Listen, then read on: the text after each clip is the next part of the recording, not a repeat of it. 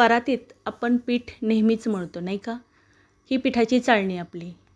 ही नेहमीची चाळण आपल्या पिठाच्या डब्यात असते. पण आपण यावेळी हिचाही वापर करणार नाही. पसरट परातीत आपण पीठ का मळायचं नाही? सगळ्यात महत्त्वाची गोष्ट म्हणजे या पसरट परातीत जेव्हा आपण चाळणीनं पीठ चाळतो तेव्हा पीठ हे किचन कट्ट्यावर इतरत्र उडतं. शिवाय थंड पाण्याने आपण नेहमीच पीठ मळतो ना, यावेळी आपण थंड पाण्याचा पण वापर नाही करणार. तर आपण काय करणार आहोत? तर बघा, ह्या पसरट परातीमध्ये किंवा पसरट एखादी थाळी असेल तिच्यामध्ये आपण जेव्हा पीठ चाळतो तेव्हा ते पीठ आपल्या किचन कट्ट्यावर उडत असतं. आपल्याला घाई झालेली असते, कणिक मळण्याची, स्वयंपाकाची घाई असते. अशा वेळेला आता हे बाहेरच्या चक्कीतून दळून आणलेलं पीठ आहे. तर हा जो मोठा मोठा कोंडा आहे तो आपल्याला या चाळणीतून मिळतो. पण छोटा कोंडा जो असतो तो खरं तर पिठात गेलेला असतो. त्यामुळं होतं काय, हे बघा, हा मोठा कोंडा आपल्याला मिळाला. पण आता हेच पीठ जर मी मैद्याच्या चाळणीने चाळलं तर काय होईल? आपल्याला अधिक कोंडा मिळेल. हाच कोंडा चपातीत राहून मग चपाती वातड होते, कडक होते, मऊ लुसलुशीत होत नाही.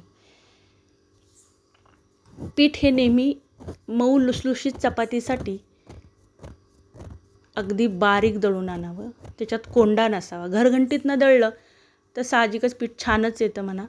पण आता हे बाहेरून आणल्यावर काय, तर हे मैद्याच्या चाळणीनं एवढा कोंडा आत गेला तर मग साहजिकच चपाती ही वातड होते, कडक होते, पोळी जास्त वेळ टिकत नाही, म्हणजे चपाती जास्त टिकत नाही.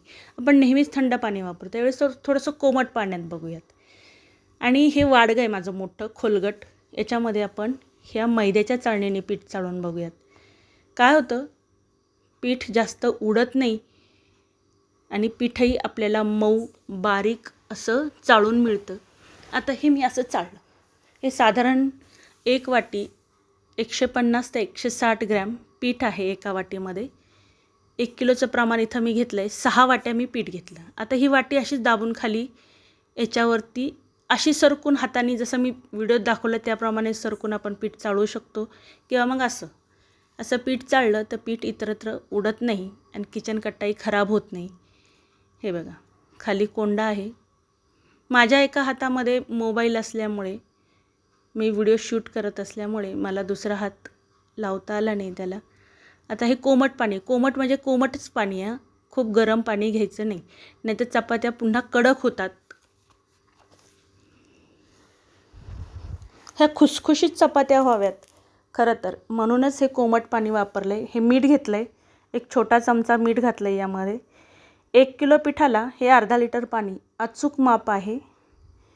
फार तर फार पाव वाटी इकडं तिकडं होऊ शकतं, कमी जास्त, पण हे अचूक माप आहे. आणि ह्या 1 किलो पिठामध्ये 24 ते 25 पोळ्या होतात, म्हणजेच चपात्या होतात. हे घरी लावलेलं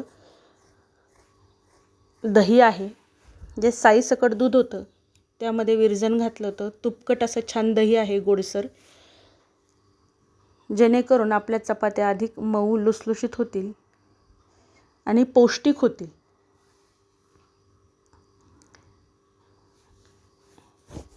दह्यामुळे पीठ चांगलं फुगून येतं, चपात्या हलक्या होतात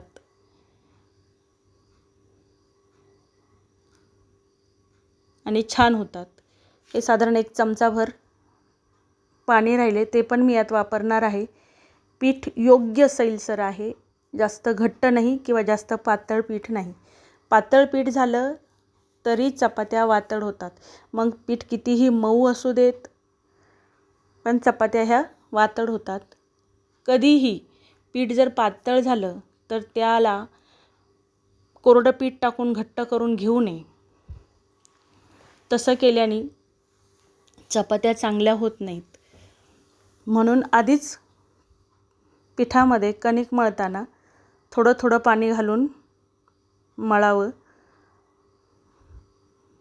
खोलगट भांड्याचा उपयोग असा झाला की पटकन कणिक मळता आली, बाहेर पीठ सांडलं नाही, किचन कट्टा खराब झाला नाही. 2 चमचे तेल घातलं सर्वात शेवटी.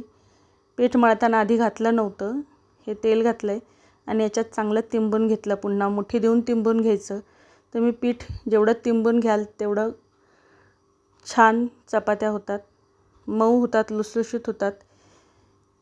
दही घातल्यामुळे चपात्या हलक्या होतात, खुसखुशीत होतात,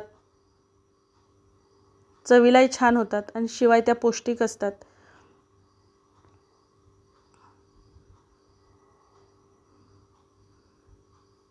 बघा किचन कट्टा कुठेही खराब झालेला नाही माझा. पीठ सांडलेलं नाही, इकडे तिकडं उडलेलं नाही.